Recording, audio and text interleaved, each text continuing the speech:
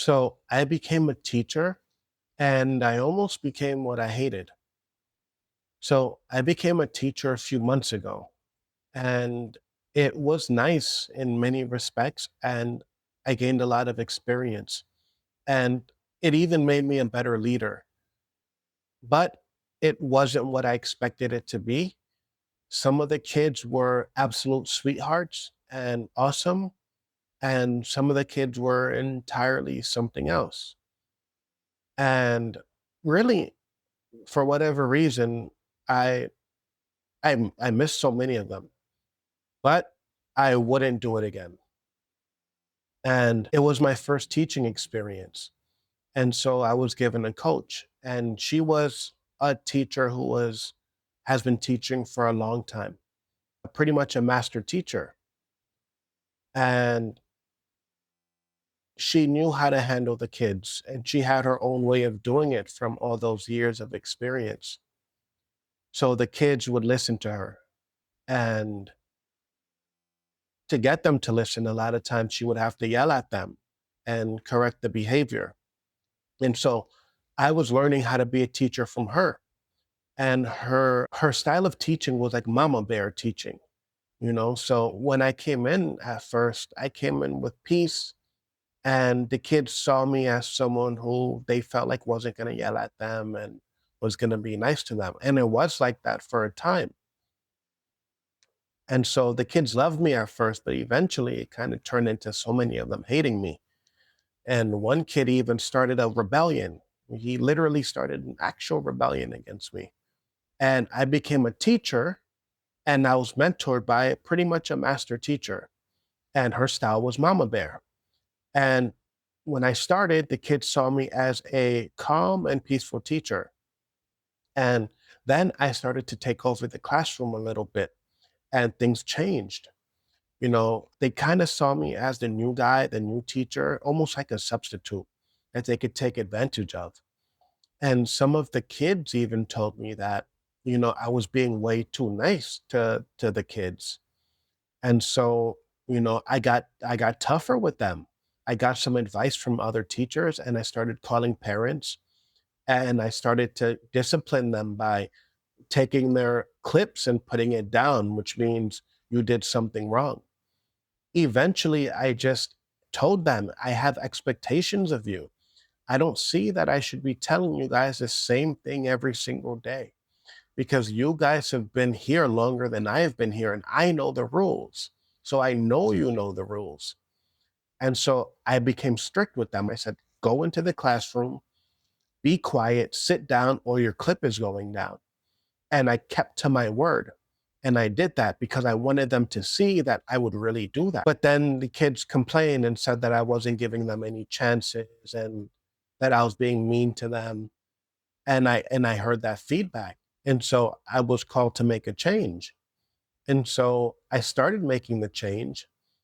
And, you know, eventually I was given more advice. You know, I have to call parents. So I started calling parents. But the kids, when I called their parents, they would come back even worse because they were resentful toward me for calling their parent, and their parent did not necessarily change any of their behavior. So calling their parents just made my life harder. I would tell the kids, you know, if they were doing the right thing or not. And then several kids started to complain and saying that I was picking on them specifically. So then I got them together. I said, you know, talk with me. Let me know if I've disrespected you in any way or made you feel any way. You know, raise your hand. And then I had like five, six, or seven kids. Six, seven. They did that all the time, all the time. And I had five or six or seven of the kids raise their hand and say the same thing. They said, I feel like you're picking on me and only me. You're just seeing me and you're picking on me.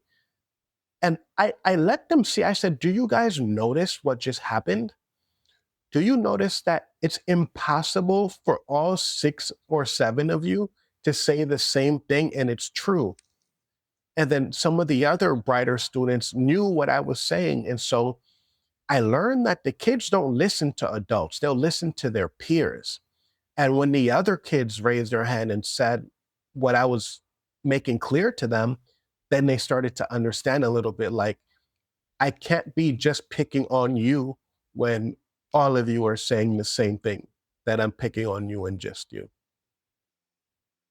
And I was like, I don't feel like I'm becoming that, but I kind of felt it a little bit like I'm being trained to be a teacher, like the teachers who were teaching me. And there was something that just didn't feel right about it. And it was my job and I had to do it. But I told them all the time, I know I'm being fair with you kids because it matters to me to be fair. And I would a lot of times try to reason with them about why I'm doing what I'm doing. But it turns out you cannot reason with fifth graders. It's unwise. And so I can maybe do that with older students and they'll appreciate it and respect it. But kids want distractions. They want to be distracted away from the lesson and they want their way. And so that was one of my mistakes as a teacher. And there was one kid who was giving every teacher and their mom a problem. Ah, and that was he started the rebellion and he gave me a hard time. He was very disrespectful. Some of the kids followed him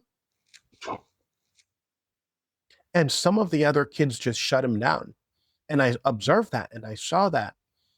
And it felt like some of those kids, they saw that I was putting in effort and that I liked them and I was trying. And so they liked me and they didn't want to participate in what was going on. And some of the other kids just straight up did not respect the kid who was starting the rebellion because, he gave follower vibes and he just was not doing the right thing. He was always being obnoxious and he was obnoxious all the time. So ultimately they had to let me go from being a teacher because I was new. I had never taught a class like this before. And there were trained teachers who also had problems teaching the class. So if trained teachers are having trouble, how much more trouble will the new guy have? And also, I feel like my coach was not really coaching me in the best way, my personal opinion. I think she taught me the wrong things. I do feel like she had pretty much yelled at me one way or another. And she was very emotional and also, in my experience, unreasonable. And so it just felt like she didn't want me there for whatever reason. And so things just got hard. And the job was challenging, actually, dealing with those boys. And so, we had to separate. And what I learned from that experience is teaching big classrooms of students is not wise. Having 22, 24, 25 kids in one classroom is too many kids. And it should, I think, maybe be like 12 kids max per classroom. And that should be changed system wide so each kid can get the proper attention. I learned that the kids nowadays are different. Like back when I was a kid, there were a couple kids who were disrespectful, like really disrespectful, but most of us knew better because when we got home, if we were disrespectful to an adult, to a teacher, you get in trouble for that. The generation of kids now, so many of them are rude. Even the good kids are rude and disrespectful. It's like alarming. It's strange. My mom, when I grew up, she took my side, but for everything. She took my side when they were really trying to destroy me. Nowadays, I feel like the parents are mostly siding with the kids, and it's a big mistake. But there were a few parents who I respect much. Like some of the dads, you call the dad, and the kid listens to dad, does the work. And I love that. A good father. And I also learned I should be aware to not become the thing that hurt me. Like I saw what was going on from now being a teacher. The teachers would talk about the students behind their back, which was crazy. And it's easy to become frustrated. And it's easy to become frustrated as a teacher because you have a job to do. You need to get the lesson done so that they can pass the state test. And so as a kid, you're not thinking about that. You're just thinking about you're the kid and you disrupt. Oh, wow. but the teacher has to get through that lesson. And so I learned from the teacher's perspective why sometimes they were frustrated and annoyed with me. And I also learned that I should just take time to reflect and remember that how I used to be at the kid's age, so that I can take the right steps and be the right level of stern and the right level of loving and kind to the kid. So I'm grateful for the experience, but I wouldn't do a job like that again. I'd love to be a teacher, but not for 22, 24 kids, of kids who just don't care about learning at all.